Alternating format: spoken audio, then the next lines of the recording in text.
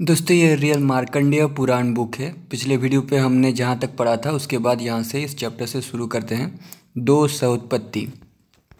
दोस्तों मार्कंडेय पुराण में ही चंडिका और महिषासुर का युद्ध लिखा गया है। चंडिका जो फीमेल वॉरियर थी और उसका बारे में कुछ गलतफहमियाँ भी हम दूर करेंगे पढ़ते समय, तो इसीलिए मार्कंडेय जी ने कहा दुस्सह की पत्नी निर्माष्टि थी।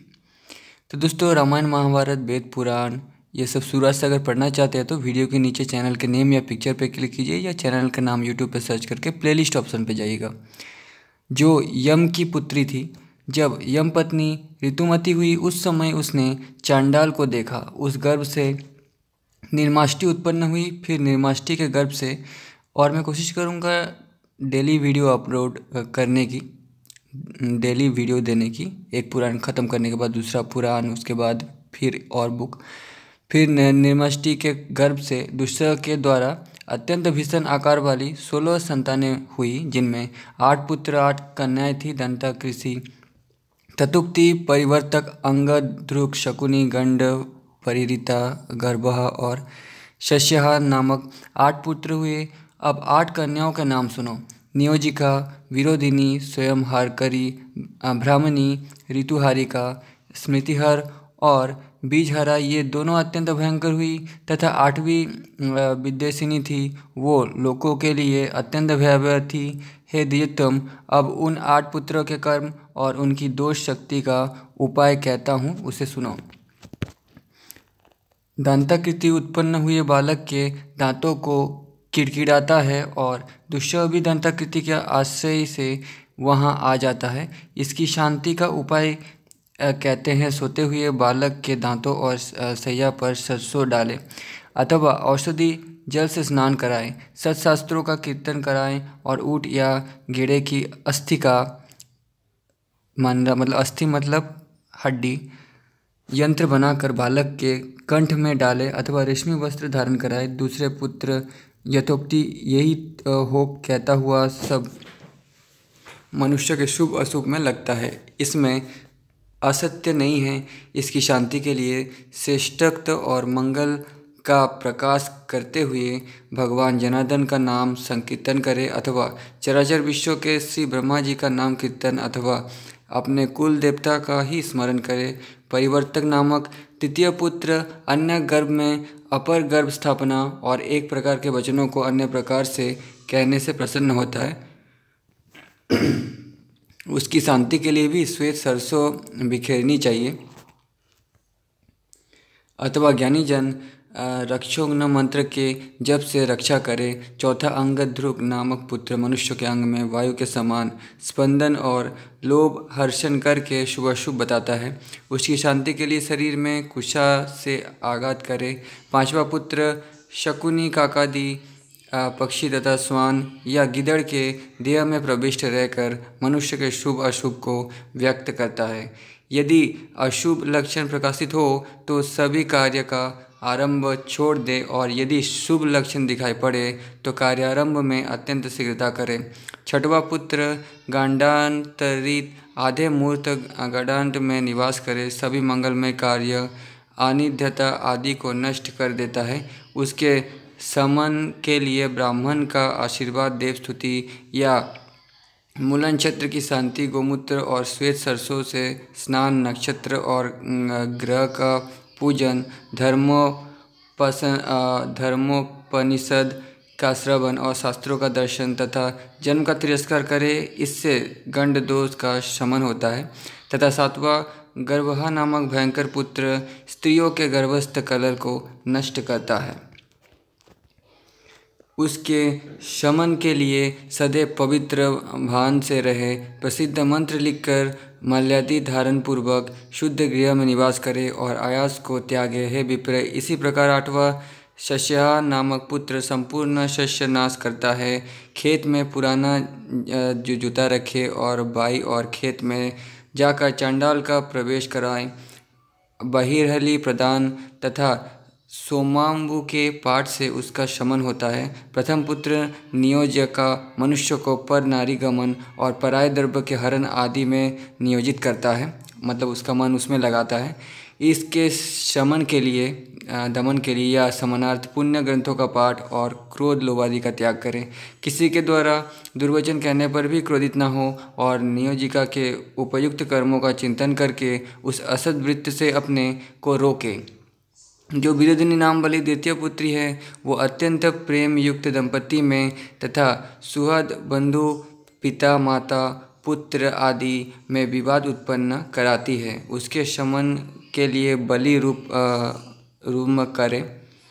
इस प्रकार सब प्रकार के अतिवाद को परित्याग कर शास्त्रानुसार पवित्र कर्मों को करे। और जो तीसरी खरिहान नाम की पुत्री है वो घर के अन्न गौ दूध घी तथा द्रव्यादि की हानि और समस्त रिद्धि सिद्धि का हरण करती है। और जिसका नाम स्वयं हारिणी है वो सदा छिपे रूप में रहती है तथा रसोई की वस्तुओं या अन्य वस्तुओं में प्रविष्ट होकर अन्न का संचय नहीं होने देगी तथा खाने वालों के हाथ स्वयं भी खाती है। जिस घर में अन्न के ढेर में से जो चोरी होती है उस अन्न को का चुराने वाली वही है। जिस घर में श्रेष्ठ कर्म नहीं होते उस घर की रिद्धि सिद्धि का वही हरण करती है। गौ और स्त्रियों के स्तन से दूध, दही में से घी, तिल में से तेल और सूरा की मिट्टी में से सूरा को वही पीती है। कुष्मांडी पुष्प से रंग तथा कपास से सूत्र को हरती है, इसीलिए इसे स्वयं हारिका कहा गया है। इसका दमन करने के लिए अपने घर में एक स्त्री और 2 मोरों के चित्र बनाए। वे चित्र सदा व्यक्त हैं, मिटे नहीं। होम करे, देवताओं के लिए धूप दिखाए, फिर उसी अग्नि की भस्म का दूधादि के पात्र पर लगाए। स्त्री अपने स्तनों पर मले। इस सब दोषों की शांति होती है तथा ब्राह्मणी नामक चौथी कन्या एक स्थान पर रहने वाले मनुष्यों के हृदय में प्रविष्ट होकर उद्वेग उत्पन्न करती है। इसका शमन करने के लिए आसन शैया और पृथ्वी में श्वेत सरसों बिखेरे। किसी पाप कर्म से चित्त के तथा ब्राह्मणी नामक चौथी कन्या एक स्थान पर रहने वाले मनुष्यों के हृदय में प्रविष्ट उद्वेग उत्पन्न करती है। उसका शमन करने के लिए शैया और पृथ्वी में श्वेत सरसों बिखेरे। किसी पाप कर्म से चित्त के लगने पर उसी दुष्ट आत्मा की प्रेरणा समझकर समाधि युक्ति होकर भूमि पर सूक्त का जप करे। 5वीं कन्या ऋतुहारिका ऋतुमती स्त्रियों के रज का हरण करती है। इसके शमन के लिए यत्वज्ञानी पंडित पर्वत की कंदराओं और तीर्थों में मंदिर बनवाए तथा नदी के संगम स्थल पर स्नान करे। मंत्रविद इन सब कर्मों को प्रातःकाल करे तथा धूपादि से उपहार का पूजन और चतुर्वेद से चिकित्सा कराए।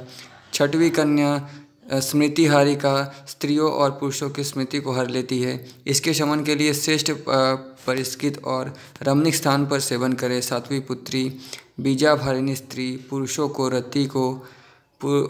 रति को विनप्री करती है। इसकी शांति के लिए पवित्र अन्न का भोजन और स्नान करे। ये दुराचारिणी और भय को उत्पन्न करने वाली है। उसकी शांति के लिए ब्राह्मण पूजन श्रेष्ठ कर्म करे। 8वीं पुत्री द्वेषी स्त्री पुरुषों में द्वेष कराने वाली है। इसका शमन करने के लिए मधु दुग्ध घृत और तिल की आहुति देकर मित्रबिंदा नामक यज्ञ करे। इन सब पुत्र पुत्रियों की 38 संतानें हुई। उनके नाम बताता हूँ, सुनो। दंताकृति के बिजल्पा और कलह नाम की 2 कन्याएं हुई। बिजल्पा अवज्ञा करने वाली तथा मिथ्या और दुष्ट भाषिनी है। उसके शमन के लिए गृहस्थ को संयत चित्त होकर उसी का चिंतन करना चाहिए। और कलही सदा घरों में कलह कराती है तथा उसके कुटुंब का नाश कराने वाली है। उसकी शांति के लिए दूब के अंकुर मधु दूध की बलि देकर अग्नि में होम करे तथा संपूर्ण गृह में जल छिड़के मित्रबिंदा का जप करे और यश बर्तन तथा विनती सहित भूतों का पूजन करे। इससे बालकों की शांति हो जाएगी। फिर कहे कि विद्या तप संयम यम कृषि और व्यापार में तुम लाभार्थ हमारी सहायता करो तथा सभी कुष्मांड और यातुधान आदि गण हैं, वे सब भी मेरे इस पूजन को स्वीकार कर संतुष्टि को प्राप्त हो। महादेव के प्रसाद और महेश्वर की अनुमति के अनुसार सब मनुष्यों पर शीघ्र प्रसन्न होकर नित्य की रक्षा करो तथा संतुष्ट होकर मेरे सब पाप दूषित कर्म और महापाप जनित सब कष्टों और विघ्न के कारण को विनष्ट करो। यदि विवाह आदि शुभ कार्य की वृद्धि में विघ्न उपस्थित हो तो वो सब भी आपके प्रसाद से नष्ट हो जाएं। पुण्य कार्य के अनुष्ठान, गुरु देवता के पूजन, जप, यज्ञ, कर्तव्य और 14 यात्रा में शारीरिक आरोग्य, भोग, सुख, दान के विषय में तथा वृद्ध बालक और पीड़ित व्यक्ति के विषय में भी सदैव शांति की स्थापना करो। सोम, वरुण, सूर्य, सागर, वायु, अग्नि आदि भी मेरी रक्षा करे। तथोक्ति का कालचिन्ह नामक ताल वृद्ध में रहने वाला एक पुत्र है। वह कालचिन्ह जिस स्त्री की जिह्वा पर बैठ जाता है उसके बालक को अत्यंत पीड़ाप्रद होता है। परीक्षक के 2 पुत्र विरूप और विकृत नामक हुए। वो वृक्ष के अग्रभाग में प्राचीर में निवास करके गर्भिणी का परिवर्तन किया करते हैं। हे कौष्टिकी, गर्भिणी स्त्री को वृक्ष में, कोठों पर, नदी तट पर न जाना चाहिए तथा खाई में न जाए। अंगद्रुक के पिशुन नामक पुत्र हुआ। वो अज्ञान में अंधे हुए मनुष्यों की हड्डी और मज्जा में घुसकर बल का भक्षण करता है। स्नेह, काक, कपोत, घृग, गिद्ध और उलूक ये 5 पुत्र शकुनी के हुए। उनको सूर असुर ने ग्रहण किया है। श्वेन को मृत्यु ने, काक को काल ने, उलूक को निवृत्ति ने, गिद्ध को व्याधि ने और कपोत को स्वयं यम ने ग्रहण किया। ये सभी पापों के उत्पन्न करने वाले हैं। इसलिए बाज इत्यादि के सर पर बैठने से आत्मरक्षा के निमित्त शांति कर्म करें। उस घर में भी मनुष्य परित्याग कर दे। श्वेन, गिद्ध, काक और उलूक प्रविष्ट होकर उस घर को रहने वाले के अंत की सूचना देते हैं। इसलिए ज्ञानियों को ऐसे घर को छोड़कर शांति कर्म करना उचित है। कबूतर का स्वप्न में देखना भी अमंगलजनक है। गंड आंतरिक के जो 6 पुत्र कहे गए वो स्त्रियों के रज में रहित है। उनका समय सुनो। पहले 4 दिन, 13वां दिन, 11वां दिन का अंत समय, श्राद्ध का दिन अथवा दान का कर्म का दिन और पर्व दिवस, ये सब उनके रहने का समय समझो। इन सब दिनों का ज्ञानियों को परित्याग करना चाहिए। गर्भहंता के एक विघ्न नामक पुत्र और मोहिनी नामक एक कन्या उत्पन्न हुई। ये कन्या गर्भ में प्रविष्ट होती है और विघ्न स्वच्छ गर्भ का आहार करती है। मोहिनी मोह को उत्पन्न करती है। उसी मोह से सर्प, भेड़, कछुए तथा बिच्छू आदि जंतु और पुरुष उत्पन्न होती है। गर्भवती 6 महीने मांस भक्षण से, असंयम से, रात्रि में वृक्ष के नीचे, तिराहे या चौराहे पर जाने से अथवा शमशान में जाने से या नग्न होने से अथवा रात्रि के समय रोने से स्त्री विघ्न प्रविष्ट होता। सयहंता के शूद्रक नामक पुत्र उत्पन्न हुआ। वो शीघ्र मिलते ही धान्य की वृद्धि को रोक देता है। जो मनुष्य मंगल सहित दिवस में तृप्त रहकर धान्य का बीजारोपण करता है उसके खेत में शूद्रक घुस जाता है। वो मंगलों को बाधा देकर अमंगल को आरंभ करता है और घोर भय प्रस्तुत करता है। इसकी शांति के लिए शुभ पवित्र दिन में चंद्रमा का पूजन करें। प्रसन्नचित होकर किसी कार्य का आरंभ करें। दुष्यों की निज नियोजिका नाम वाली कन्या का पहले वर्णन कर चुका हूँ। उसके प्रचोदिका नाम की 4 कन्याएं हुई। वे अत्यंत मद यौवन संपन्न स्त्री पुरुषों में प्रवेश करके उनको नष्ट करने के लिए रूप से प्रेरित करती है और धर्म में अधर्म तथा अकाम में काम को, अर्थ में अनर्थ की, मोक्ष में अमोक्ष की प्रेरणा पूर्वक पृथक पृथक भावों का दर्शन कराती और अत्यंत दारुण रूप में उनके विनाश के लिए प्रविष्ट होती है। पूर्वोक्त 8 कन्याओं द्वारा पुरुषार्थ हत होकर पुरुष घूमते फिरते हैं।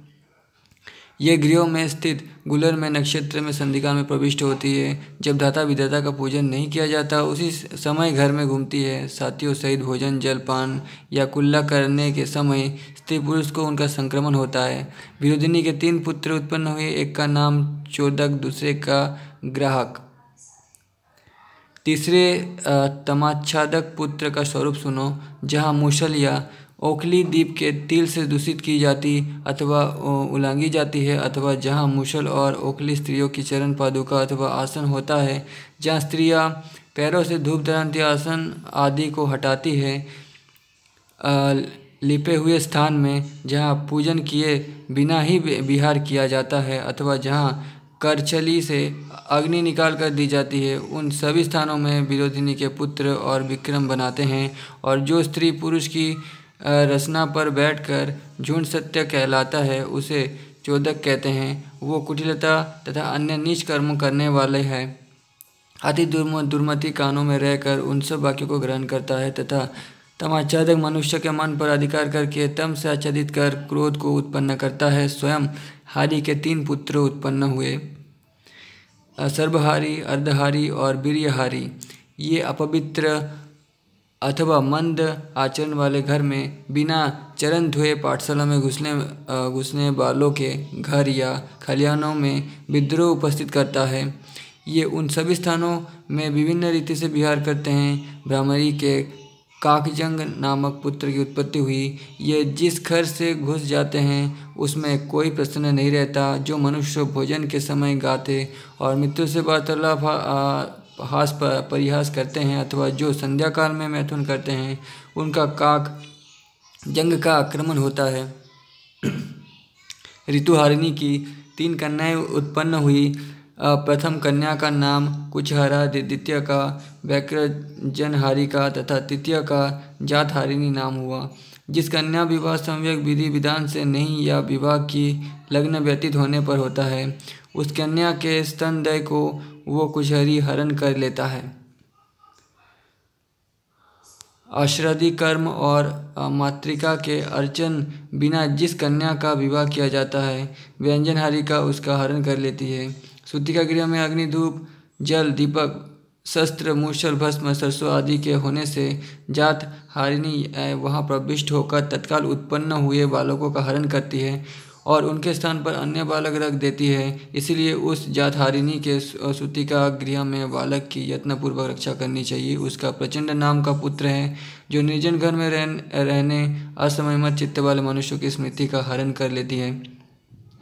उसके पत्रों के द्वारा 100 सहस्त्र लोगों की उत्पत्ति हुई। दंड और पाश को धारण करने वाली अत्यंत भयंकर चांडालों की 8 योनियां भी इसी के वंश से हुई। जब तालिका और चांडाल जातियां शुद्धतर होकर परस्पर के भक्षणार्थ के लिए दौड़ी तब प्रचंड ने उन्हें निवारण किया और जिस समय में स्थापित किया उसे सुना। आज से जो पुरुष लोगों को स्थान देना उसे मैं घोर दुख दूंगा। चांडाल के घर में या पराये घर में रहकर जो स्त्री संतान को जन्म देती है वो लीका उसकी सब संतानों को नष्ट करने वाली है। स्त्री पुरुषों के वीर्य को हरण करने वाली बीजापरायणी के बातरूपा और अरूपा नाम की 2 कन्याएं हुई। उनमें बातरूपा सिंचन के समय शुक्र को जिसमें गिराती है वो पुरुष या स्त्री वाता शुक्रत्व के रोग से पीड़ित होते हैं। जो पुरुष बिना स्थान बिना भोजन करे नारी समागम करता अथवा किसी अन्य योनि में भोग करता है उसे अरूपा शीघ्र ही वीर्य रहित कर देती है। कुटिल मुख वाली जिसकी भौहें सदा तनी रहती है उस विदेशिनी के 2 पुत्र उत्पन्न हुए। वो सदा ही पुरुषों का अपकार करते रहते हैं। अपवित्र स्त्री पुरुष भी निर्भयत्व को प्राप्त होते हैं। विदेशिनी के 2 पुत्र पर निंदा में लगे चंचल, अशुद्ध और जलसेवी तथा पुरुष द्वेषी पुरुषों में अवस्थित होते हैं। माता, भ्राता, मित्र, प्रियजन या आत्मीयजन के विदेशी होने पर धर्म और अर्थ को नष्ट कर देते हैं। इस प्रकार एक पापाचारी पुत्र ने अपने गुणों को प्रकाशित किया हुआ है। दूसरा पुत्र लोगों के गुणों और मैत्री भाव का आकर्षण करने में समर्थ है। इस प्रकार पाप का आचरण करने वाले दुष्यों के गुणों ने संपूर्ण विश्व को व्याप्त किया हुआ है। नेक्स्ट, रुद्रादिश हिस्ट्री। मार्कंडेय जी ने कहा, अव्यक्त जन्मी ब्रह्मा जी की तामसी सृष्टि का ये वर्णन हुआ था। रुद्र सर्ग का विषय वर्णन करता हूँ, अब इसे सुनो। 8 पुत्र, उनकी पुत्री और सब पुत्र कल्प के आदि में आत्मतुल्य सूत का चिंतन करने के कारण उसी प्रकार के हुए। हे द्विजवर, उन 8 पुत्रों में जो एक नील लोहित वर्ण वाला पुत्र ब्रह्मा जी की देह से उत्पन्न हुआ था वो उनकी गोदी में ही सुस्वर पूर्वक रोने लगा। उसे रुदन करता हुआ देखकर ब्रह्मा जी ने प्रश्न किया, तू क्यों रोता है? तो उस बालक ने कहा, हे जगतपते, मुझे नाम दीजिए। ब्रह्मा जी ने कहा, तुम्हारा नाम रुद्र हुआ। अब तुम रुदन बंद करके धैर्य धारण करो। ब्रह्मा जी के ऐसे कहने पर भी वो बालक 7 बार पुनः रोया, मतलब फिर से रोया। हे द्विज, तब उन्होंने उसे क्रमशः 7 नाम और दिए। तदनंतर इन 8 को 8 स्थान, पत्नी और पुत्र भी दिए। ब्रह्मा जी ने रुद्र, भव, शर्व, ईशान, पशुपति, भीम, उग्र और महादेव, ये 8 नाम देकर 8 स्थानों का निर्देश दिया। यानी महादेव को भी ब्रह्मा जी ने ही नाम दिया और उन्हें महादेव ब्रह्मा से ही उत्पन्न हुए हैं। ये मैंने जब दूसरा पुराण पढ़ा था उसमें भी लिखा हुआ था।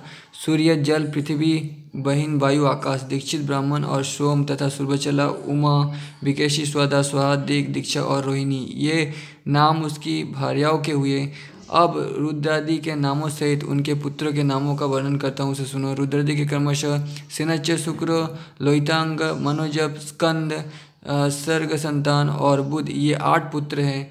इन रुद्र ने पत्नी रूप में सती को प्राप्त किया था और दक्ष कोप के कारण सती ने अपने शरीर का परित्याग कर दिया था। ये भी हमने शिव पुराण और स्कंद पुराण में पढ़ा था। क्योंकि जहाँ शिव जी का तिरस्कार हो, आप में स्कंद पुराण और शिव पुराण के वीडियोस भी देख सकते हैं। क्योंकि जहाँ शिव जी का तिरस्कार हो वहाँ ना रहे महेश्वर से द्वेष करने वाले ये ब्राह्मण, पाप से नष्ट चेता हो, वेद से बहिर्मुख तथा पाखंडी और नारकी हो, कलयुग के आने पर दरिद्र और शूद्र का जप करे। इस प्रकार शाप देकर वो मैना के गर्भ से हिमवान सुता बनी। उसका भाई मेनक सागर का शका है। वो पार्वती से भगवान भव ने विवाह किया। भृगु जी की पत्नी ख्याति के धाता विधाता नामक 2 पुत्र हुए थे। लक्ष्मी जी भगवान नारायण की भार्या हुई, मतलब जीवन संगिनी हुई। और माँ मेरु की आयाति नियति नाम की 2 कन्याएं थी। वे दोनों धाता विधाता की पत्नी हुई। इन दोनों में एक एक पुत्र हुआ। धाता ने आयाति के पुत्र का, यहाँ पे विष्णु का जन्म के बारे में कुछ नहीं लिखा गया है, शिव जी का जन्म के और वंश के बारे में लिखा गया है, ठीक है। इन दोनों के एक एक पुत्र हुआ। धाता ने आयाति के पुत्र का नाम प्राण और विधाता ने नियति के पुत्र का नाम मुकुंद रखा। वैसे भी नारायण का मतलब आत्मा होता है। जो कृष्ण कहते हैं ना, मैं सबके अंदर हूँ। कौन सबके अंदर है? आत्मा। वही उसी को नारायण कहा जाता था। और अष्टावक्र जी सीता के पिता राजा जनक से भी यही कहते हैं कि तू स्वयं को आत्मा मान ले, सब दुख समाप्त हो जाएगा। आत्मा तक कुछ ईर्ष्या, गुस्सा, ये सब आत्मा तक नहीं पहुँचता। मोह, है ना, दुख, ये सब आत्मा तक नहीं पहुंचता। महायशस्वी मुझ मार्कंडेय जी के यही पिता है। तो ये आयाति के पुत्र का नाम प्राण और विधाता ने नियति के पुत्र का नाम मृकुंड रखा। महायशस्वी मुझ मार्कंडेय जी के यही पिता है। मेरे पिता मृकुंड का विवाह मनुष्य से हुआ, यानी मार्कंडेय जी के पिता मनुष्य से हुआ, वही मेरी माता है। मैंने अपने पुत्र का नाम वेदशिरा रखा। प्राण की भार्या धूम्रवती थी। अब उसके पुत्र का वर्णन करता हूँ। धूम्रवती के द्युतिमान और अराजक नामक 2 पुत्र हुए। इनके अनेक पुत्र पौत्र हुए। मरीचि की पत्नी संभूति से पौर्णमासी का जन्म हुआ। उसके बिरजा और पर्वत नामक 2 पुत्र उत्पन्न हुए। हे द्विज, इनके पुत्रों के वंश का वर्णन करता हूँ। अंगिरा पत्नी स्मृति ने 4 कन्याएं उत्पन्न की। उनका नाम सिनीबाली, कुहू, राका, अनुम, गति था। अत्रि ने अनसुया से निष्पाप, सोम, दुर्वासा और दत्तात्रेय नामक 3 योगी पुत्र को उत्पन्न किया। पुलस्त पत्नी प्रीति ने दत्त को जन्म दिया। यही दत्त पूर्व जन्म में अगस्त नाम से प्रसिद्ध थे। प्रजापति पुलह की पत्नी क्षमा के दर्दम, अर्ववीर और सहिष्णु नामक 3 पुत्र हुए। ऋतु की पत्नी सन्नति ने 60,000 उदर रेता बालखिल्यों की उत्पत्ति की। वरिष्ठ के द्वारा ऊर्जा के प्रसव से 7 पुत्र की उत्पत्ति हुई। यही सप्तर्षि रसगांव, ऊर्ध्वबाहु, सबल, अनग, सुतपा और शुक्र नाम से प्रसिद्ध हुए। हे द्विजोत्तम, ब्रह्मा जी के ज्येष्ठ पुत्र अग्नि हुए। उनका विवाह सुहाग के साथ हुआ था तथा उनके अत्यंत प्रतापी और बलि 3 पुत्र हुए। पावक, पवमान और सूचि, ये सदैव जल पीते रहते हैं। उनके 47 पुत्र हुए। जो अन्य 3 पुत्र नाम से कहे हैं वो अग्नि के पौत्र हैं। अग्नि के ये 49 पौत्र दुर्जय कहे जाते हैं। पहले मैंने इन्हीं को पितरों के नाम से बताया था, अग्निश्वता, बहिष्यद, अनग्नि और साग्नि। स्वधा ने पितरों से मैना और वेदारिणी नाम की 2 कन्याएं प्राप्त की। ये दोनों ही परम ब्रह्मवादिनी और योगाभ्यास परायण हुई।